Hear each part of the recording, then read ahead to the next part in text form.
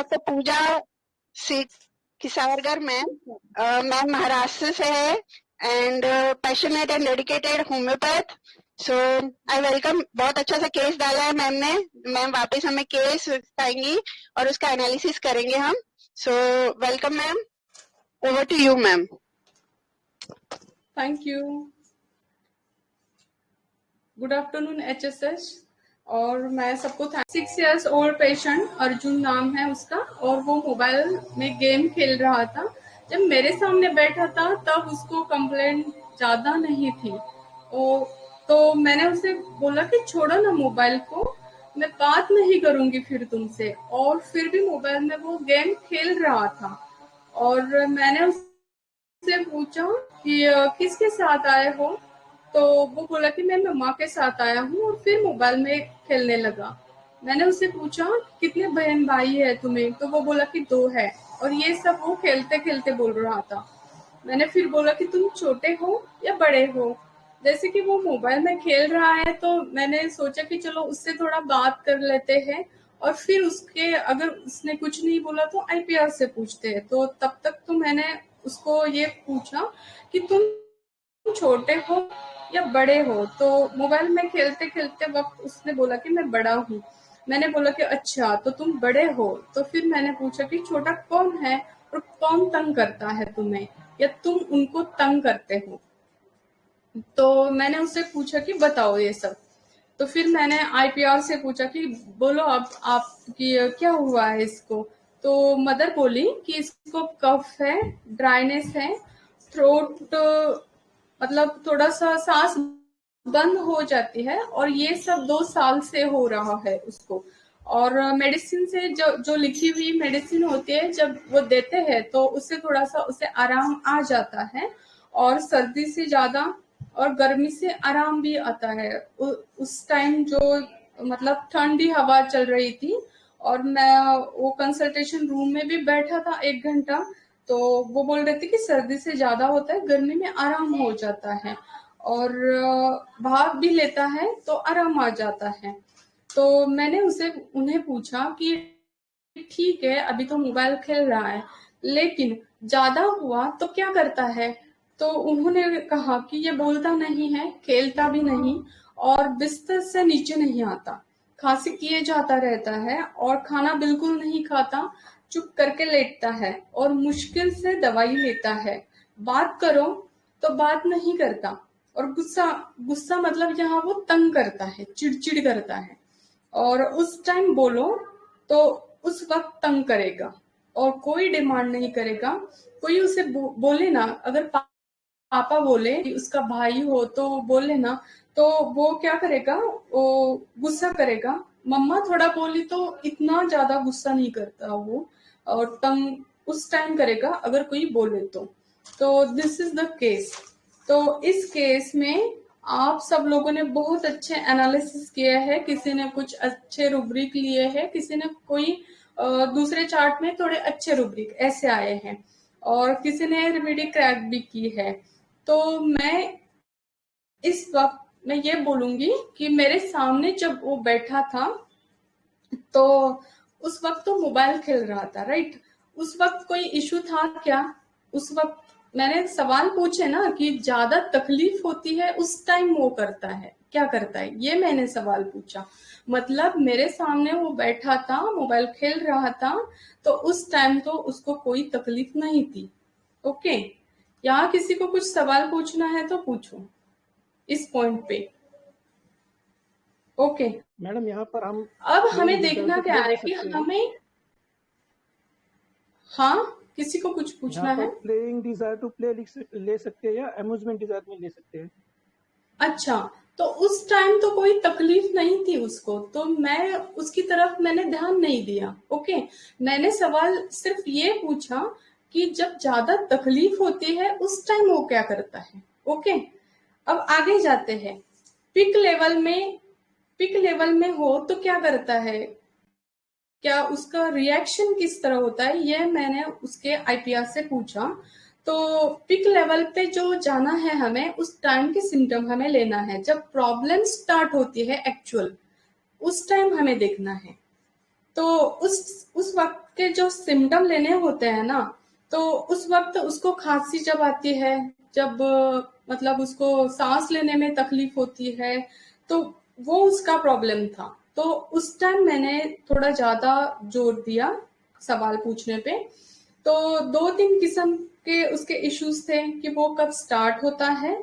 तो आपने देखा था कि वो किस वक्त वो बच्चा क्या करता है उस वक्त, ये भी मैंने केस में लिखा है कि जब वो ज्यादा प्रॉब्लम में होता है ना, तो उस वक्त उसका रिएक्शन क्या होता है। आप बताएंगे, कोई बताएगा उस वक्त वो करता है जब ज्यादा तकलीफ हो, तो उस वक्त उसने क्या किया। वो खाना नहीं शांत खाता रहता है, किसी से कुछ बात नहीं खाना करता है, खाता नहीं, शांत रहता है, बेड में रहता शांत है। रहता है वो, बिल्कुल सही रिमेन्स कहा क्वाइट आपने, क्वाइट। बिल्कुल सही कहा, बिल्कुल सही। जब वो ज्यादा प्रॉब्लम में होता है तो चुप करके लेट जाता है, बात नहीं करता। अभी किसी डॉक्टर ने बिल्कुल सही बताया, तो क्या लेंगे हम, चुप करके, बिल्कुल चुप, और बात नहीं टैसिटर्न, कर, less desire, taciturn, quiet wants to पेड़ लिव। से नीचे नहीं आता। रिमेन, क्या लेंगे, bed remain, desire to be remain in बिल्कुल बेड। सही, बेड रिमेन बेड डिजायर, ये बिल्कुल परफेक्ट रूब्रिक हमें लगाने हैं। रूब्रिक तो लगाने को कुछ भी लगा सकते हैं ना हम, लेकिन जहां पर हम परफेक्ट, इसमें कोई शक है क्या कि चुप करके लेट जाता है, थोड़ी देर के लिए लेटता है क्या, वो नहीं ना। और क्या बेड से नीचे ही नहीं आता, तो हमें परफेक्ट रूब्रिक की तरफ जाना है ना। वो रूब्रिक लेने हैं जहां कोई शक नहीं है, कोई दूसरा पॉइंट बनता ही नहीं है, वो रूब्रिक हम लेंगे। तो यहाँ पे बेड रिमेन बेड डिजायर वाला रूब्रिक आएगा। आप लगाएंगे, जिनके सामने लैपटॉप है वो लगा सकते हैं। तो हम चार्ट की तरफ जा सकते हैं ना। और किसी से बात नहीं करता, किसी से किसी किसी की परवाह नहीं है उसे, बिल्कुल जाकर लेट जाता है। और ऐसे ही है ना केस में, किसी की परवाह नहीं है उसे, कोई कुछ बोले कुछ क्या करे तो उसकी तरफ उसका कोई डिफरेंस नहीं बनता। तो चीजों को इस एंगल से हम देखेंगे ना, तो हमारे सामने जब वो बैठा था तो उस वक्त तो वो खेल रहा था, बातें कर रहा था, और सब कुछ कर रहा है। अगर मैं बोली कि आपका बच्चा खेल रहा है, मोबाइल खेल रहा है, बातें कर रहा है, और उसको कुछ तकलीफ हो रही है, तो अगर वो आपके सामने से उठकर बेड पे जाकर लेट जाएगा चुप करके, आंखें बंद करके, तो आप उसको क्या सवाल पूछेंगे। आपका बच्चा हमेशा खेलता है, मोबाइल खेलता है, शरारतें करता है, अगर आपके सामने जाकर वो बेड पे जाकर चुप करके लेट जाएगा, तो आप क्या कहेंगे। क्या तकलीफ है आप तुझे? भी बोले ना कुछ, क्या कहेंगे आप, कुछ उनसे बोलेंगे कि पूछेंगे ना नहीं। क्या हो रहा है बाबा। हाँ, आप उसको बच्चे को पूछेंगे क्या कि हुआ है सो वो रहा है बच्चा पूछेंगे, क्या? क्यों सोया है। बिल्कुल ऐसा। मेरे बेटे को क्या हुआ, ऐसा तो आप बोलेंगे ना। मेरा बच्चा क्यों सो गया, क्या हुआ, ऐसा बोलेंगे कि नहीं बोलेंगे। तो यहाँ मार्क क्या है कि इसको हुआ क्या अचानक, ऐसा हमें लगेगा ना। तो वो क्या दिखा रहा है हमें, मतलब इस वक्त तो वो खेल रहा था, बातें कर रहा था, सब कर रहा था, और अगर वो बच्चा जाकर चुप करके लेट गया, गेम खेल रहा था, शरारत कर रहा था, और जाके, जी इनडिफरेंट टू एवरीथिंग। बिल्कुल सही कहा।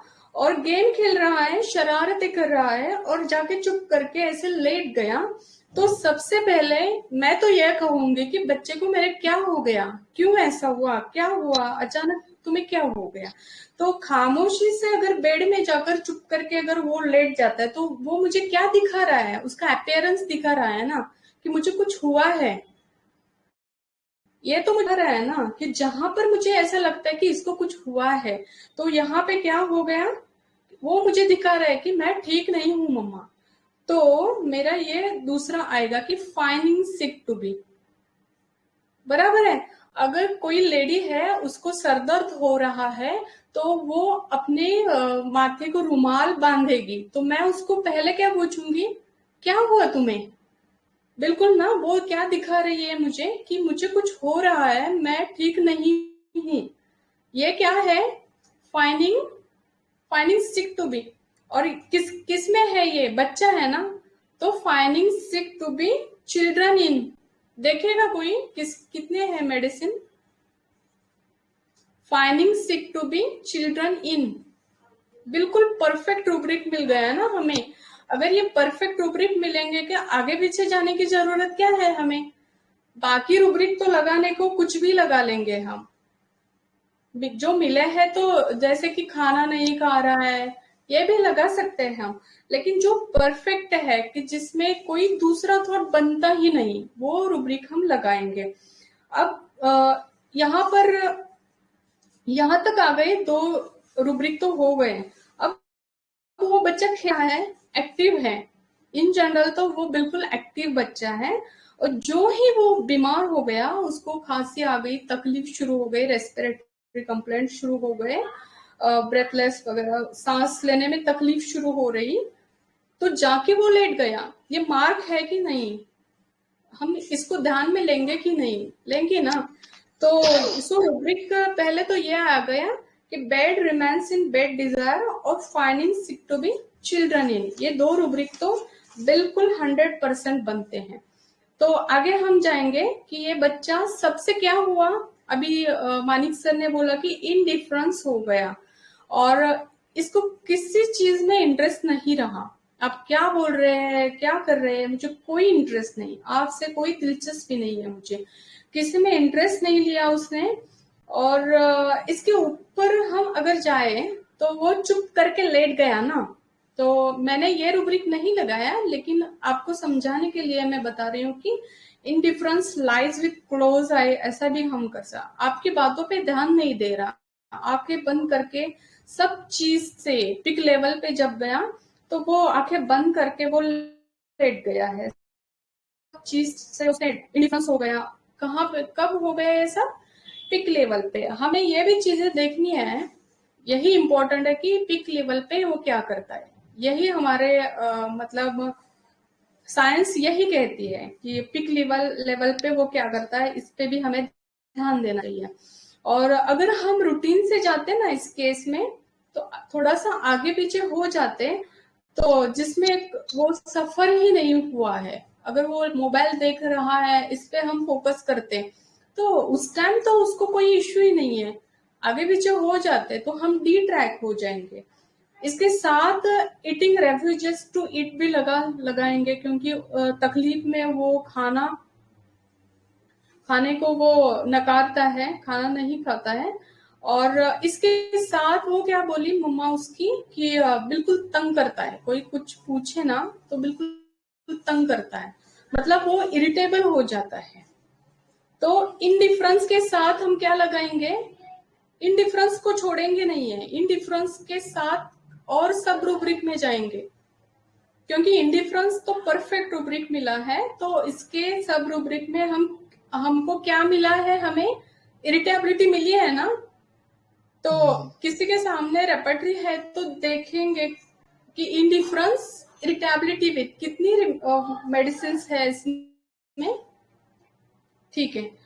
क्योंकि कोई उसको छेड़ता है ना, तंग करता है ना, तो वो तंग हो जाता है, बिल्कुल इरिटेबल हो जाता है। तो पहले इनडिफरेंस है, इसके साथ इरिटेबिलिटी है, तो ये परफेक्ट रूब्रिक को हम बिल्कुल नहीं छोड़ेंगे, बाकी रूब्रिक तो कुछ भी लगाएंगे हम।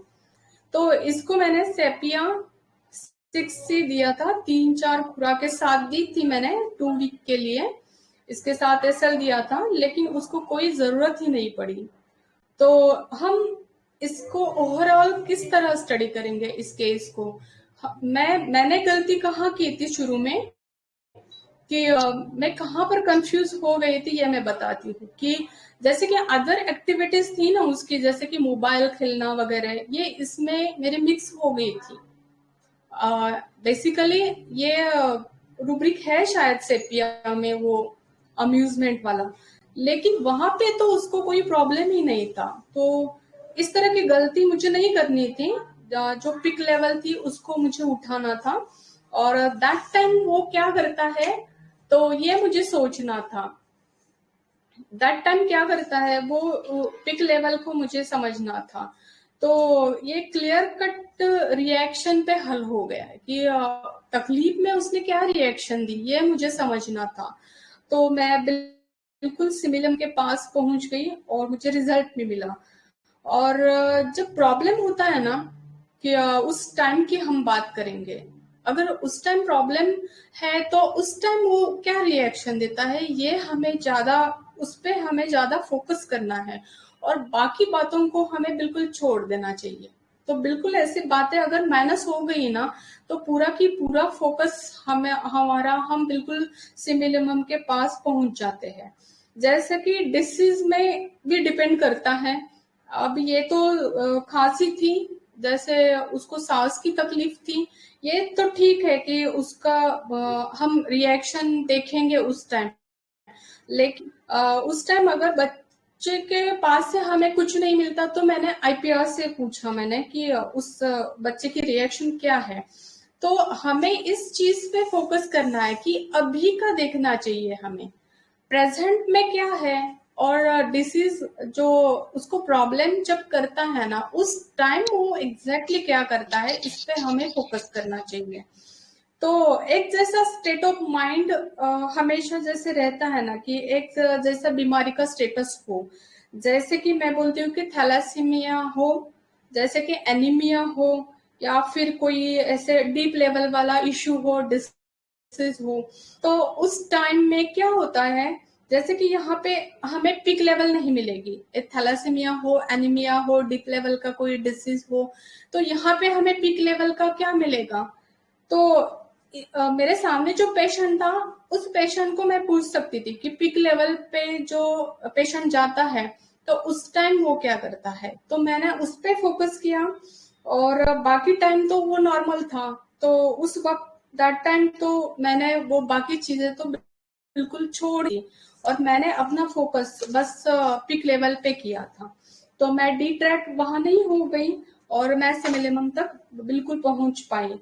और थर्ड पॉइंट ये है, और साइंस भी यही कहते हैं, होम्योपैथी भी यही कहते हैं कि हमें चीजों को कब कलेक्ट करना चाहिए। मतलब अगर हम पीपीपी पे ध्यान देंगे कि प्रेजेंट में क्या है, प्रिडोमिनेंट क्या है और परसिस्टेंट क्या है, ये हम अगर देखें तो इस तीनों चीजों को हम देखेंगे।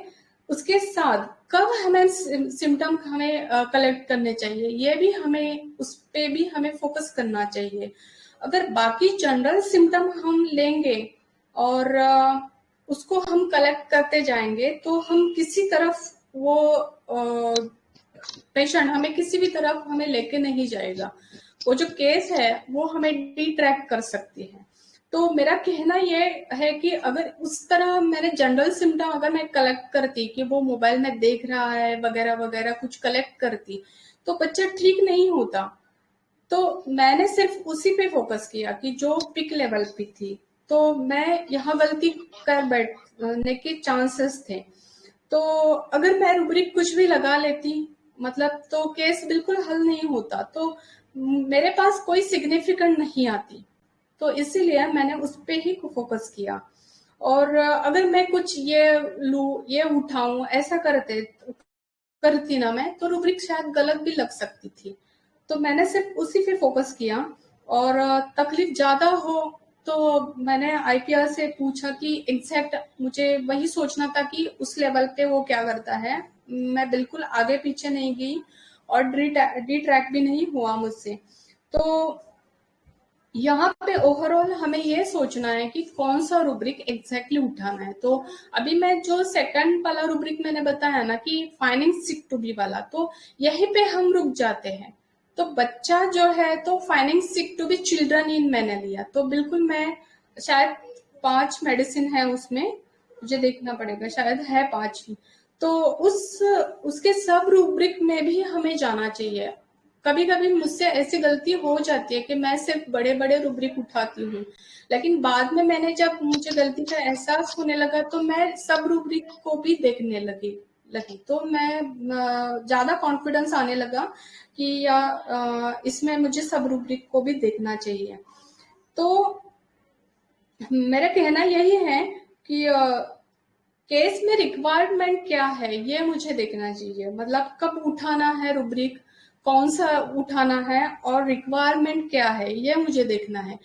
अगर ऐसा नहीं हो तो बहुत बार तो ऐसा होता है कि मेरे साथ भी ऐसा हुआ है कि कभी-कभी लोग ऐसे बोलते हैं कि ये तो डॉक्टर हैं, इनको शायद स्किन डिसीज ठीक होता है, हेयर प्रॉब्लम ठीक होता है, फॉर एग्जांपल और कुछ बड़ा डिसीज हो, तो वो भी ठीक होता है, लेकिन ये जो डॉक्टर है ना, इनसे तो सर्दी ठीक नहीं होती।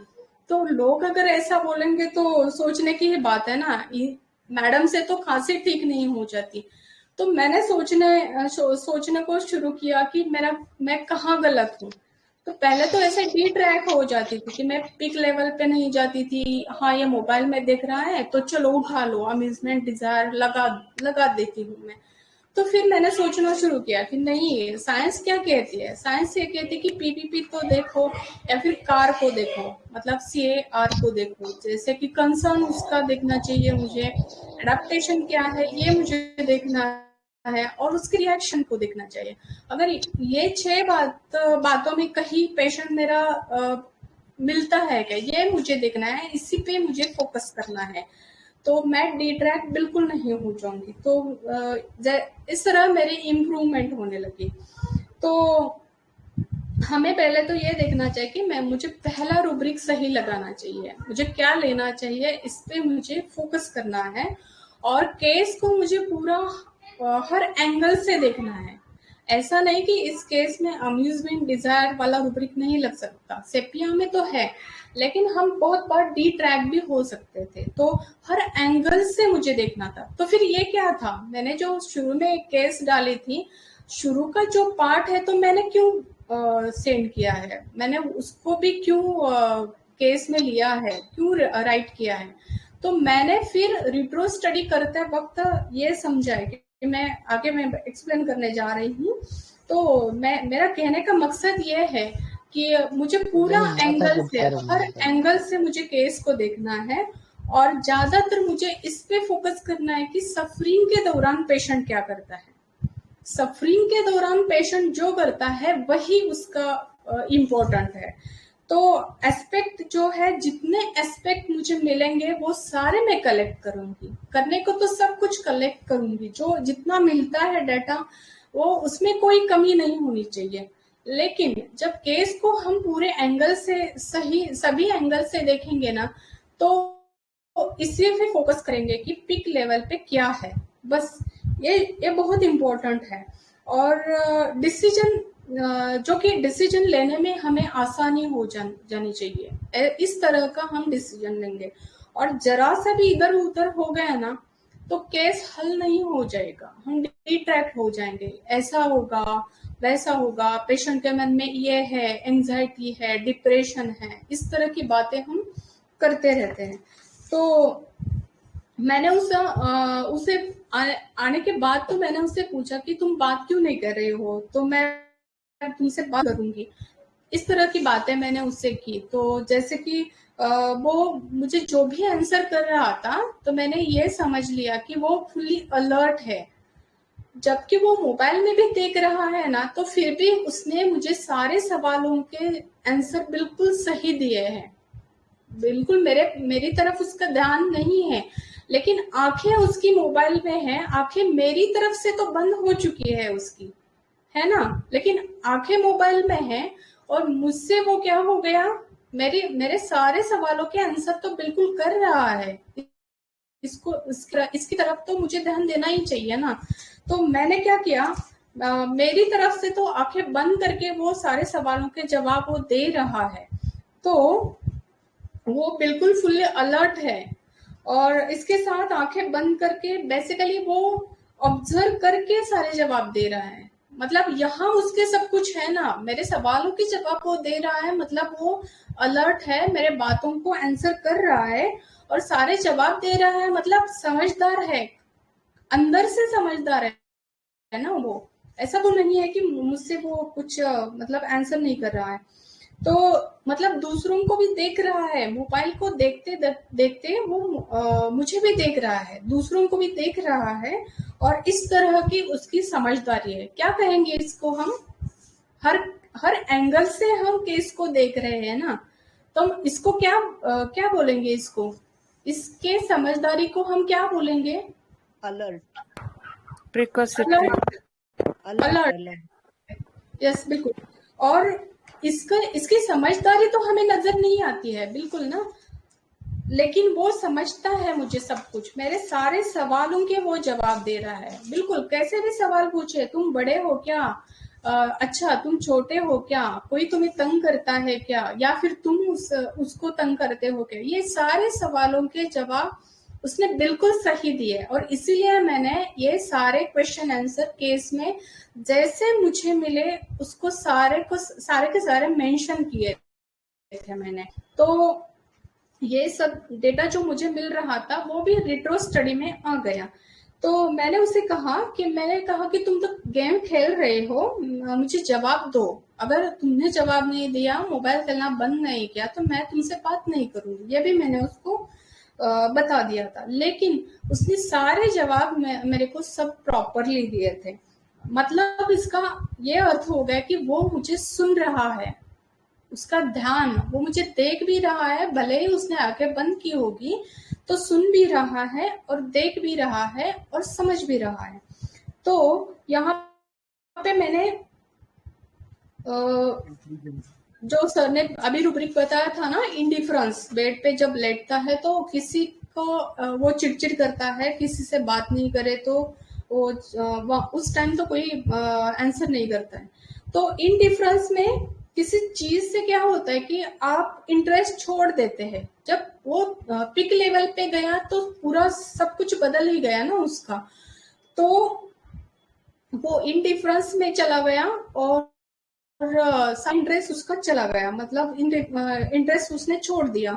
और जबकि सेपिया के बारे में मैं बोलूंगी तो इतना बड़ा केयरिंग करने वाली इंडिफरेंस में कब चली जाती है, ये हम अब देखेंगे। केस का तो हो गया, मैं आगे भी बताऊंगी केस के बारे में। लेकिन सेपिया के बारे में अगर मुझे बोलना है तो ये इतना केयरिंग करने वाली इंडिफरेंस में कब और कैसे चली जाती है, इस पे हमें अगर सोचना है तो मैं एक एग्जांपल दे दूंगी कि एक फीमेल है, उसको पता है हस्बैंड को चाय करना है, मेरे बेटे को कुछ खाना देना है, नाश्ता करना है, रूटीन में इतना करती है वो, एक गरीब गाय जैसे होती है ना, उस गाय की तरह वो सब करती है। जो कि उसको प्रॉब्लम शुरू हो जाता है, जैसे कि कमर दर्द ले लो, कोई भी प्रॉब्लम ले लो, तो उसको अगर तकलीफ शुरू हो जाएगी, कमर दर्द शुरू हो जाएगा, कुछ भी हो जाएगा, तो वो जाके बेड में लेट जाएगी। ओके, तकलीफ हो रही है तो बच्चा आके को पूछेगा कि मम्मा मुझे चाय चाहिए, हस्बैंड आके बोलेगा कि मुझे नाश्ता दे दो, तो वो क्या करेगी, किसी की परवाह नहीं करेगी, आंखें बंद करेगी। मतलब वो, चलो आप कुछ पूछ रही है, मुझे कोई लेना देना नहीं है, मैं आंखें बंद करके जवाब भी नहीं देती है, वो आंसर भी नहीं करती है, कि वो दिखाती है कि मैं लेटी हूँ, मैं लेटी हूँ, ये दिखा रही है, और तकलीफ उसको हो भी रही है। तो बच्चा आके बोलता है कि मम्मा मुझे चाय चाहिए, हस्बैंड बोलता है कि मुझे नाश्ता चाहिए, तो उसको कोई परवाह नहीं है किसी की, है ना। तो मैं लेटी हूँ और सबसे इंडिफरेंस हो गई वो, उसको कोई परवाह नहीं है, बच्चों को देना है या फिर हस्बैंड को देना है, ये सब। तो रूटीन में इतना बड़ा पेन लेने वाली ये फीमेल तो अब चुप करके लेट गई ना, तो ऊपर से कवर भी किया हो उसने आंखों पे, या फिर आंखें इनडायरेक्टली उसने आंखें बंद की है ना, तो आंखें बंद की तो मेंटल लेवल पे इसको किस तरह लगी कि इन्होंने मुझे हर्ट किया है, मैंने कर इतना किया उनका, एक गरीब गाय की तरह किया है, अब पेन हो गए हैं तो अब मैं लेट गई हूँ, तो अब मैं लेट गई हूँ। मतलब उसने ये समझा कि अब मैं थक गई हूँ, और इतना थक गई हूँ मैं कि उसका हस्बैंड अगर आ गया, दूसरा एग्जांपल मैं देती हूँ कि हस्बैंड आके उसको कुछ झूठ बोलता है तो वो उसको हर्ट हो गई वो, तो उसने वहां सोच लिया कि चलो अब ठीक है, अभी हस्बैंड वो झूठ बोलता है कि उसको ये समझना है कि कुछ भी हो लेकिन मुझे मिल के चलना है, ठीक है मान लेती हूँ मैं। लेकिन हुआ क्या, एक स्टेज ऐसे आई कि उसकी लड़ाई हो गई, झगड़े हो गए, और वो समझ गए कि इस पे कोई हल नहीं है अब, कुछ भी करो ये झूठ बोलना तो छोड़ता ही नहीं है। तो एक स्टेज ऐसा आता है उसको ये समझते कि छोड़ो इसको, मतलब छोड़ ही दूं मैं अब इसको। इसमें कोई फर्क नहीं पड़ता है कि जैसे मुझे अब कोई इंटरेस्ट ही नहीं रहा है, बार बार यही बातें होती रहती है, तो इंटरेस्ट लेना ही उसे छोड़ दिया, मतलब वो इनडिफरेंस हो गए, उसका इंटरेस्ट सब कुछ चला गया। तो इनडिफरेंस टू एवरीथिंग इस केस में जो हमने लिया था कि मैंने तो और रुब्रिक नहीं लगाया है, इनडिफरेंस टू एवरीथिंग हो गया उसका। तो इस केस में क्या हो गया, ये मैंने एग्जांपल दिए हैं। तो इस केस में क्या हो गया कि इस बच्चे ने कोशिश की, उसको जो भी तकलीफ हुई थी, तो जब तकलीफ सूट नहीं हुई उसको, जो पेन थे या फिर ब्रेथलेसनेस, उसका खांसी हो, कुछ प्रॉब्लम हो, तो उसको जब वो तकलीफ सूट नहीं हुई ना, तो उसने क्या सोचना शुरू किया कि छोड़ो अब, मतलब उसका जो शरारतें थी, उसका जो खेलना था, वो उसने समझ लिया कि अब बस हो गया, अब इसको छोड़ दो, ये खेलना, ये शरारतें सब कुछ छोड़ दो, अब मैं कुछ नहीं कर सकता। और थक गया वो और जाके लेट गया। तो बस जाके वो सबसे इंडिफरेंस हो गया ना। कोई आके पूछता, इतना शरारत करने वाला, इतना सब कुछ करने वाला, जबकि वो पिक लेवल पे गया तो सब कुछ छोड़ ही दिया ना उसने। मम्मा आई, पापा आए, भाई आए और कुछ पूछने लगे, खाना भी सामने आया, तो किसी में इंटरेस्ट नहीं रहा उसको।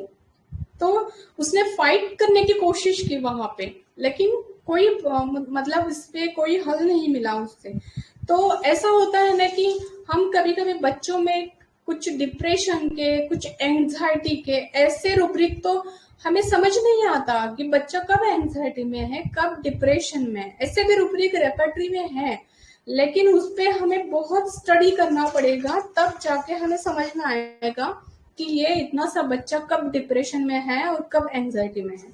तो यहाँ पे मैंने इसीलिए IPR से पूछ कि ये तो 2.5 साल से है कंप्लेंट्स, सांस से एक जगह उसकी बंद होती है खांसी करते करते, तो लिखी हुई मेडिसिन से भी उसको आराम नहीं मिलता है। और तभी मैंने पूछा उनसे कि ज्यादा तकलीफ हो तो बच्चे की कंप्लेंट में मतलब क्या रवैया होता है उसका, जब ज्यादा तकलीफ हो तो वो बोलते हैं कि मुझे तंग करता है, मतलब वो तंग हो जाता है, जो बोलता नहीं है और बिस्तर के नीचे भी नहीं बिल्कुल आता। और जबकि जब वो रोग की शिद्दत होती है ना, तो तब वो कुछ नहीं करता। शिद्दत मतलब सॉरी, पिक लेवल पे जो होता है ना, तब वो उसके सारे रिएक्शन इस तरह होता है। तो अगर थोड़ा बेहतर हो ना, तो बातों को मान लेता है। तो हमें इस केस में क्या, किस बात पे फोकस करना चाहिए? पिक लेवल पे ही फोकस करना चाहिए ना, बाकी चीजों को तो साइड में ही रखना चाहिए। अगर बाकी चीजों को फोकस करेंगे तो हम डी ट्रैक हो जाएंगे। सो केस को हमें आसान करना है, जो भी डाटा मिल रहा है हमें डेटा, उसको बिल्कुल आसान करना है। और जितना भी हम ये करेंगे कि बाबा ये पिक लेवल है, इसी पे ध्यान देना है, तो कोई भी केस हो, केस को सर पे सवार नहीं करना है। तो इस तरह हम केस में घुसेंगे तो बिल्कुल आसान हो जाएगा हमें। और वो बोलते कि खाना बिल्कुल नहीं खाता और कोई बात मानता नहीं है। तो बीमारी में क्या करता है, बीमारी में उसकी डिमांड क्या होती है, बोलता नहीं, उसकी रिएक्शन पे फोकस करेंगे हम, तो चुप करके लेट जाता है। ये कितनी आसान से बातें हमें मिली है। तो मोबाइल गेम तो मेरे सामने खेल रहा है, तब तो तकलीफ नहीं थी ना। तकलीफ में क्या करता है, तकलीफ में तो ये सब नहीं करता, तो हम उस पर क्यों ध्यान दें? तकलीफ में खेलता है क्या, तो बिल्कुल हम नहीं ध्यान देंगे उसकी तरफ। कोई बोले तो तंग हो जाता है, दूसरे अगर बात करें तो तंग हो जाता है। तो इस तरह मैंने इसका स्टडी किया। और फॉलोअप में जब मैंने उसकी मम्मा से पूछा, तो वो बोली कि खांसी बिल्कुल नहीं है, कोई बोले, कोई कुछ करे तो रिस्पॉन्स भी वो बिल्कुल अच्छी तरह से देता है। तो मेरा कहने का मकसद ये है कि हमने किस वक्त क्या उठाना है, ये ज्यादा इम्पोर्टेंट है। रूब्रिक हो, कोई सिम्टम हो, तो किस वक्त क्या उठाना है ये हमें देखना है। बीमारी चाहे कुछ भी हो, और हमें ये देखना है कि पेशेंट का कंसर्न क्या है, कार जो बोलते हैं ना, CAR। तो हमें ये देखना है कि कंसर्न क्या है, पेशेंट का एडेप्टेशन क्या है और पेशेंट के रिएक्शन क्या है। इन 3 बातों पे फोकस करेंगे। और प्रेजेंट में क्या है, परसिस्टेंट क्या चल रहा है, प्रिडोमिनेंट क्या चल रहा है। 6 बातों पे अगर हम फोकस करेंगे तो हम बिल्कुल डिट्रैक्ट नहीं हो जाएंगे। तो मेरा कहने का मकसद यह है कि केस में जब हमने ये केस में देखा ना कि मोबाइल में खेलते वक्त मैं कुछ पूछ रही थी, उसको प्रॉब्लम ही नहीं था ना उसको उस टाइम। तो इसके साथ मैंने जैसे कि किसी को लगेगा कि ये जानबूझ के कंफ्यूज किया हुआ है, तो आराम से ये केस जैसे मिला है उसी टाइप का मैंने लिखा है। तो जैसे हम कंफ्यूज हो जाएंगे इस केस में, तो जैसे कि डीपी हम देखेंगे ना, सेपिया का ड्रग पिक्चर हम अगर देखेंगे तो सेम मरीज दिखेगा हमें, पेशेंट किसी और कंप्लेंट की वजह से भी हो सकता है कि जैसे सेपिया का ड्रग पिक्चर हमें मिल जाएगा उस पेशेंट में, और हमारे सामने पेशेंट जब जिस वक्त कुछ तकलीफ लेके आता है तो वक्त के साथ उसका माइंड चेंज हो सकता है, उसका स्टेट ऑफ माइंड जो हो सकता है, तो मतलब वो चेंज भी हो सकते हैं। जैसे कि सेंटर में कुछ और हो गया, वो जो डीपी है सेपिया का, सेपिया ऐसे ऐसे होती है, ऐसे ऐसे होता है, बच्चा ऐसा होता है, तो उस डीपी को लेकर अगर हमारे सामने प्रेजेंट कंप्लेंट लेकर कोई आया तो उस टाइम वक्त के साथ चेंज भी हो सकता है। जैसे कि स्टार्ट में कुछ हो गया, कुछ सेंटर में कुछ प्रॉब्लम हो गया, और तो उसका जो डीपी वाला मेडिसिन है तो वो स्टॉप भी कर सकते हैं, और करंट इश्यू पे भी हम उसको दे सकते हैं। प्रेजेंट कंप्लेंट जो है उस पे हम दे सकते हैं, मतलब दोबारा हम पहले पे आ सकते हैं, जो पहले वाला मेडिसिन था उस पे आ सकते हैं, मतलब डीपी कांस्टेंट रह सकती है उसकी। और रेमेडी सिलेक्शन के दौरान जो क्राइटेरिया है मतलब वो डिफरेंट भी हो मतलब उसके स्टेट ऑफ माइंड पे हम जो वक्त के साथ चेंज हो जाएगा उसका माइंड का जो ये है, तो उसके हिसाब से हम उस रेमेडी को हम चेंज भी कर सकते हैं। तो कहने का मेरा मकसद ये है कि सपोज कि एग्जाम्पल देती हूँ मैं इसके साथ, कि सपोज एक पेशेंट है कि इम्पेशेंट वाला है, इसके साथ उसको फियर है। तो कुछ पेशेंट में ऐसा हो जाता है कि 2-4 किस्म के फियर मिलते हैं, ठीक है, एक कम कर देते हैं, 3 लेंगे हम, 3 फियर है पेशेंट में।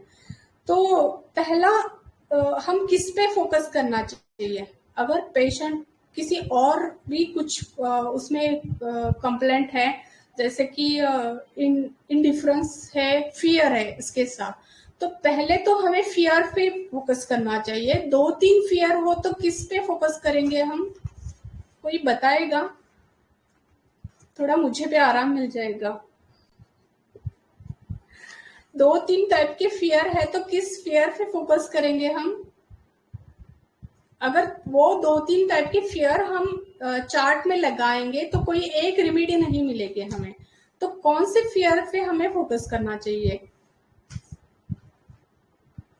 ज्यादा स्ट्रॉन्ग है मैम फियर।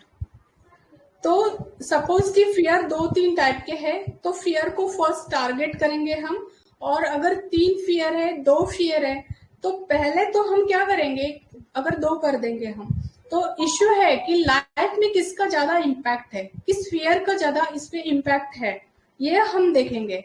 अगर तकलीफ फॉर एग्जाम्पल तकलीफ बढ़ ना जाए, ये फियर है, इसके साथ पेशेंट बोलता है कि मुझे स्पाइडर का फियर है, इसके साथ पेशेंट बोलता है कि स्क्रीन शेयर हो रही थी अभी, ठीक है, तो इसके साथ तकलीफ बढ़ ना जाए, ये एक फियर रहेगी, फियर स्पाइडर होगा, फियर स्नेक होगा। ये 3 फियर अगर पेशेंट में है तो हम इस पे सोचेंगे कि इसको स्नेक की अगर फियर है तो वो घर में तो स्नेक नहीं होते, ठीक है, वो बोल रहा है कि मुझे स्नेक की फियर है, लेकिन घर में स्नेक नहीं होते तो उसको हम साइड पे रखेंगे। वो बोल रहा है कि तकलीफ बढ़ ना जाए, ये फियर ज्यादा हमें प्रोमिनेंट मिलते हैं। अगर स्नेक का वास्ता पड़े तो अलग बात है, देखा जाएगा। तो यहाँ कौन से इस वक्त कौन से फियर को हम एक्स्ट्रा इम्पोर्टेंट, मतलब वो बढ़ ना जाए, इस फियर को हम ज़्यादा इम्पोर्टेंस लेंगे। और इसके साथ प्रिडोमिनेंट क्या है, परसिस्टेंट क्या है और प्रेजेंट क्या है, ये हम देखेंगे। मतलब अगर ये हम नहीं देखेंगे ना, तो बड़ी प्रैक्टिकली हम कहीं तो हम डिट्रैक्ट हो जाते हैं।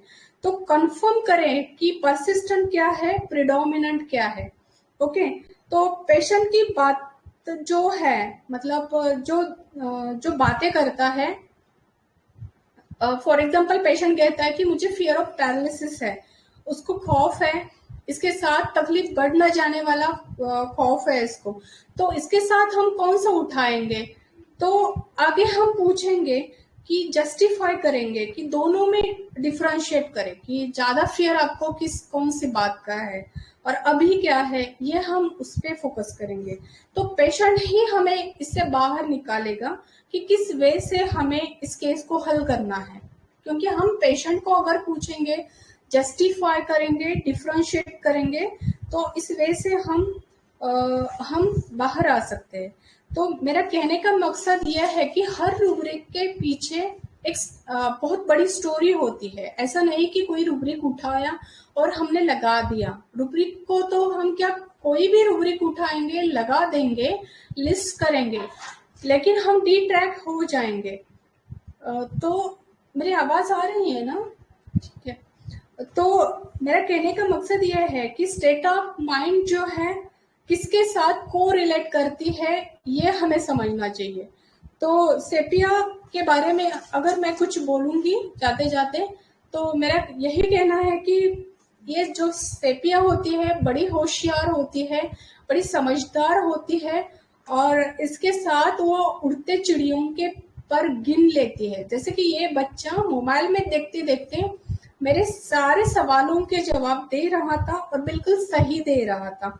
आंखें मेरी तरफ थी, भले ही आंखें उसने मोबाइल में रखी थी, लेकिन ध्यान सब मेरे ऊपर था।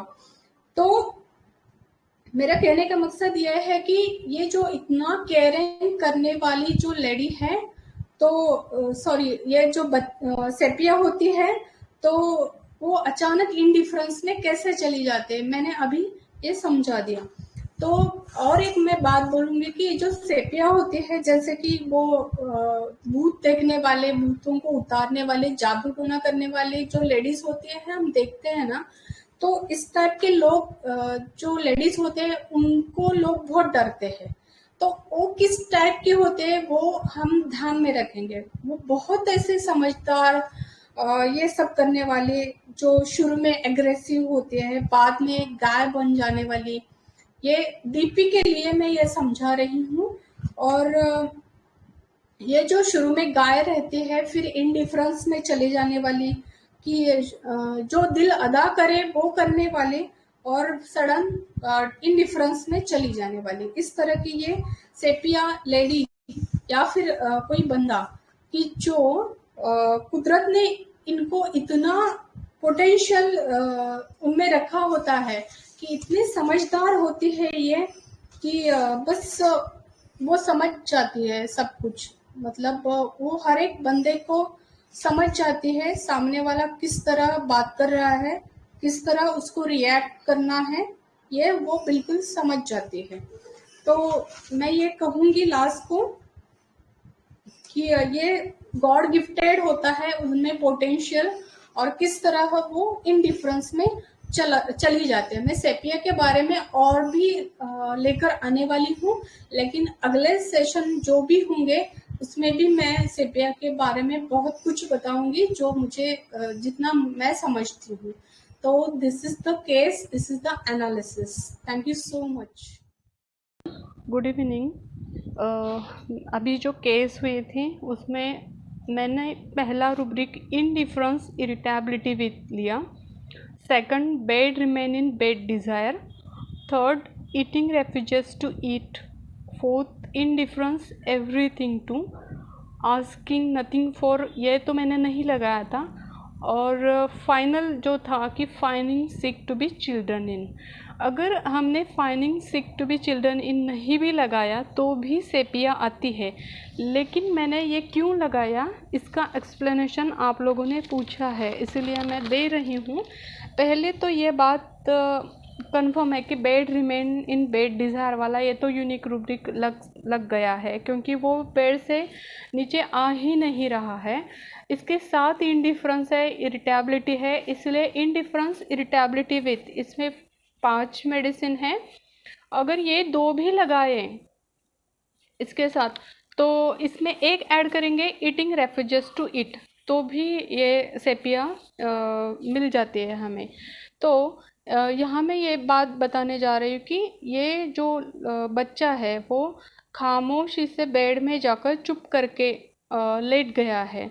तो ये जो अपीयरेंस है जो मुझे शो कर रहा है कि मैं ठीक नहीं हूँ, ये जो है ना ये फाइंडिंग सिक टू बी है। कैसे कि जैसे शरारत करने वाला होता है, खेलने वाला है, चुप करके लेट जाता है, पहले तो खेलता है, शरारत करता है और अचानक से जाके चुप करके लेट जाता है। तो सबसे पहले मेरे मन में ये सवाल आएगा उसको देख के कि ये क्यों लेटा हुआ है और तुम्हें क्या हो गया है, मतलब। तो फैनिंग मतलब बहाना, सिर्फ इतना ही नहीं हम ले सकते। तो मुझे नज़र आना चाहिए वो प्रिटेंड करता है कि जैसे स्टेट होती है, फीलिंग होती है, वो मुझे नज़र आ रही है कि वो बीमार है। मैं अंदर तो नहीं देख सकती उसके, तो स्टेट ऑफ फीलिंग और ऑफ सिकनेस उसको फेन कहते हैं।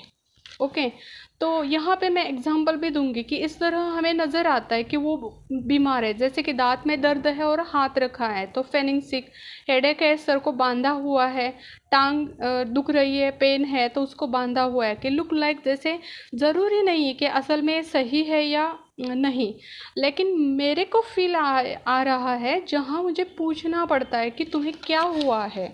तो वो एक्सप्रेशन दे रहा है, वो मुझे दिखा रहा है कि मैं देख रही हूँ उसको कि ये फीलिंग है उसकी कि वो ठीक नहीं है, प्रिटेंड कर रहा है। तो उसके जो फीलिंग है मतलब state of feeling, state of sickness और उसका प्रिटेंड करना, ये सब जो है वो मुझे नज़र आ रहा है और मुझे जहाँ पे पूछना पड़ता है। तो ये सब मिला के मैंने ये फेनिंग सिक वाला रूब्रिक लगाया है और मुझे एक्सप्रेशन वो दे रहा है कि मुझे बगैर पूछे भी वो नज़र आ रहा है कि वो बीमार है। और मैं पूछने पर भी मैं पूछती हूँ उसे कि उसको क्या हो गया, कि जैसे अभी खेल रहा था और वो अभी चुप करके लेट गया है। तो कंसर्न बहाना है, मतलब कर रहा है या नहीं ये बाद में पता चलेगा। तो उसका बेड वाला जो रूब्रिक है वो बकायदा लेट गया और उतर नहीं रहा, तो ये यूनिक रूब्रिक हुआ। इसके साथ फेनिंग सिक को छोड़कर भी मैंने रूब्रिक लगाए तो भी सेपी आती है, लेकिन फेनिंग सिक क्यों लगाया इसका एक्सप्लेनेशन मैंने अभी दिया। तो क्वाइट में क्या करेगा, वो चाहता है, वॉन्ट टू बी, वो बकायदा तौर पे मुझे कहेगा कि क्वाइट, कीप क्वाइट बोलते हैं ना, तो वो तब वो रूब्रिक लगाएंगे हम। और यहाँ पे आस्किंग नथिंग फॉर भी सेपिया में है। बाकी इतने ही मैंने रूब्रिक लगाया है और जो सामने है जो मिल गए हैं वही रूब्रिक लगा के सेपिया निकल चुकी है।